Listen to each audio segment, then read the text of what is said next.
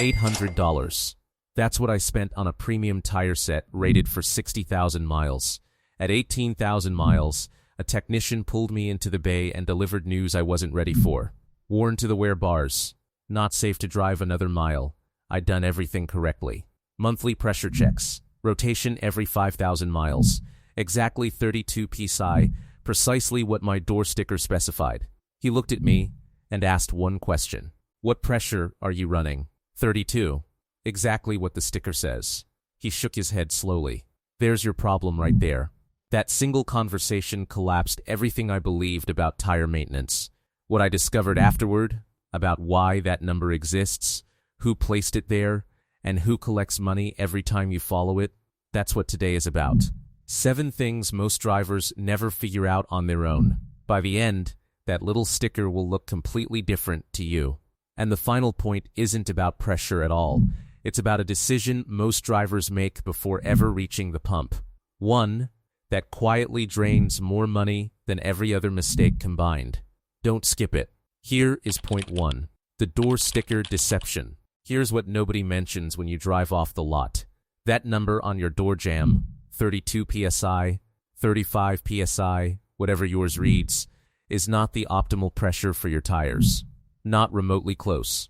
That figure was calculated by attorneys covering a worst-case scenario that almost never matches how you actually drive. Picture that worst case. 5 passengers, trunk packed with luggage, merging onto a highway at 75 mph during peak summer heat.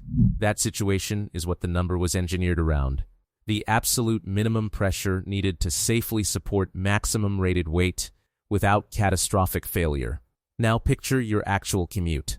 Just you, maybe one passenger, perhaps groceries in the back seat. Your vehicle carries hundreds of pounds below its maximum rated capacity. That changes everything about what pressure your tires genuinely need. Here's what running 32 psi in a lightly loaded vehicle actually does. The tire struggles to hold its shape. Sidewalls flex excessively. The center tread lifts slightly off the pavement, like an underinflated balloon, where the sides touch the table while the middle hovers above it. All vehicle weight shifts toward the outer edges.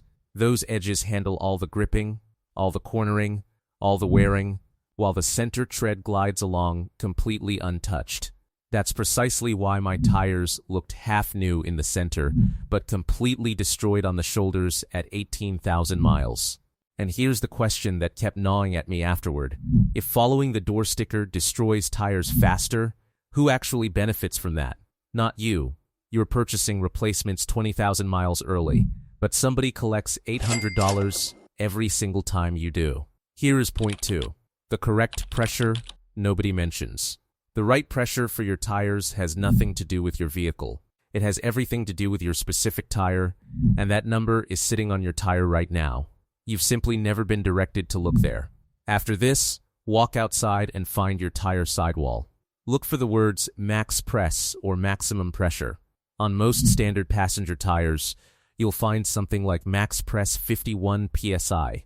That number reflects what your tire is actually engineered to handle. Not 32, not 35, 51. Here's where the math becomes interesting.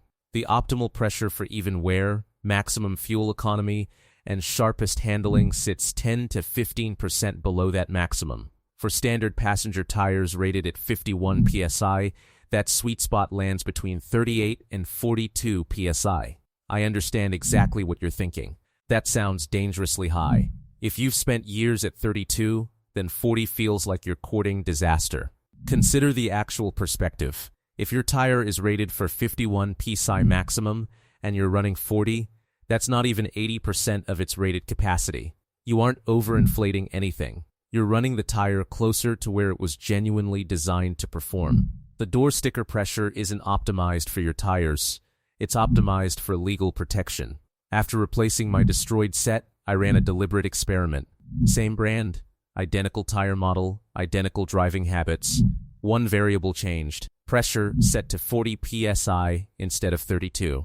I've since put 35,000 miles on that set. Perfectly even wear across the entire tread surface. Not a trace of edge deterioration.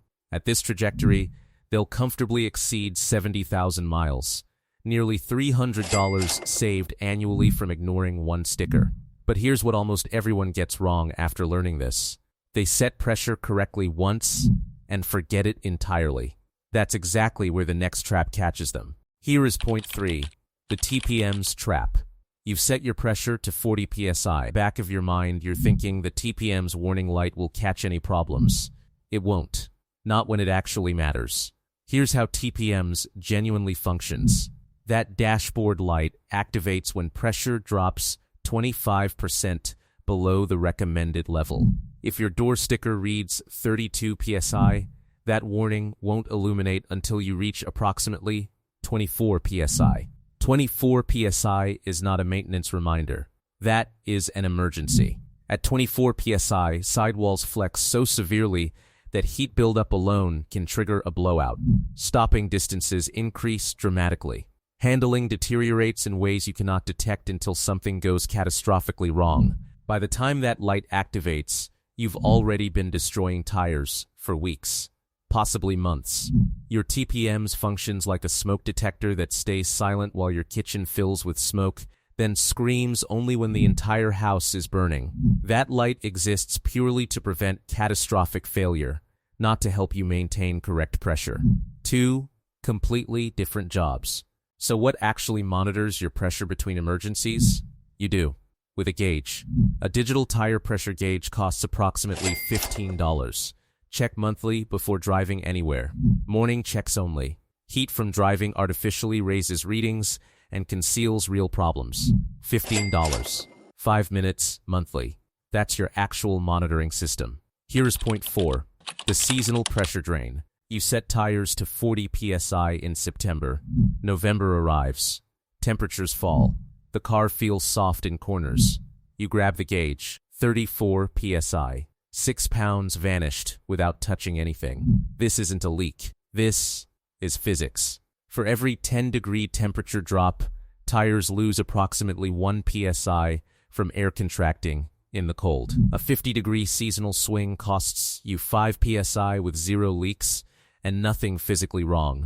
That 40 psi set in August becomes 35 by December.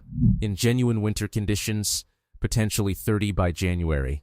And your TPMS light, patiently waiting for 24 psi, says absolutely nothing. 2 periods demand extra vigilance. The first 2 weeks of autumn, when temperatures begin dropping rapidly. The first 2 weeks of spring, when they swing back upward. Pressure can shift 2 to 3 psi within a single week during seasonal transitions, fast enough to cause real damage before your next monthly check. Your gauge remains the only thing genuinely watching out for you. Not the sticker, not the dashboard. Here is point 5, the nitrogen myth. You've encountered this at dealerships. Nitrogen tire inflation, $5 to $10 per tire. They claim nitrogen maintains pressure better, resists temperature fluctuation, and extends tire life. Sounds scientific. Costs $40 across 4 tires. Here's what they omit. Regular air already contains 78% nitrogen. You're purchasing an extra 20% purity. That's the entire product. The actual measurable difference? Pure nitrogen retains pressure, approximately 1 psi better than regular air across an entire year. 1 psi over 12 months. Less than the pressure swing between a warm afternoon and a cold morning. Less than what tires naturally lose in 2 weeks sitting in your driveway. The only applications where nitrogen delivers meaningful results are professional racing and commercial aviation. Your daily commute doesn't qualify. Here is point 6. Who actually benefits? 3 groups profit directly from tire pressure confusion. First, manufacturers. That door sticker number was set low deliberately, not because it optimizes your tires, but because it covers worst-case liability. Legal protection was the priority. Accelerated tire wear on your vehicle wasn't their concern. You'd already purchased the car. Second, tire shops. Technicians know the correct pressure. The tech who examined my destroyed tires understood immediately what 32 psi does to a lightly loaded vehicle. He'd witnessed it thousands of times. But knowing and volunteering that information are entirely different decisions. Every driver arriving 20,000 miles early, representing $800 in revenue, changes that calculation. Third, dealerships. nitrogen fills, TPMS resets, tire inspections bundled into every service appointment. These services exist because drivers don't understand tire pressure and don't own a $15 gauge. Informed customers require none of it. Uninformed customers pay for everything. Repeatedly, every layer of this system extracts money from identical source material. Your tire pressure confusion. And the correction costs $15.05 monthly. Here is point 7. The cheap tire trap. Here's the math that appears correct but isn't. Budget tire, $60. Premium tire, $140. Same size, same application. The budget option looks obvious. It isn't. That $60 tire purchases a compound engineered around one priority: passing minimum safety certification at the lowest possible manufacturing cost. Reduced silica content. Simplified tread pattern. Thinned sidewall construction. None of this appears on the label. You see a price and a size. Independent wet braking tests consistently demonstrate budget tires requiring 20 to 30 additional feet to stop from 60 mph compared to premium alternatives. That gap doesn't appear on the price tag. It appears in accident reports. Here's the genuine math. Premium tire at $140 lasting 60,000 miles equals 23 cents per mile. Budget tire at $60 lasting 25,000 miles equals 24 cents per mile. You didn't save $80. You paid more per mile for inferior fuel economy, reduced tread life, and extended stopping distances throughout the entire lifespan. The cheap tire isn't cheap. It's the most expensive decision on this entire list, because unlike incorrect pressure you can fix in 5 minutes, a compromised compound is permanent until replacement day. Every trap on this list operates on a single assumption: that you'll never look past the surface. Now you've looked. Check the sidewall, not the sticker. Set pressure correctly. Check it monthly. Run the real math before choosing tires. What expensive mistake are you determined never to repeat? Drop it in the comments below. Your car rewards what you know. Start knowing more.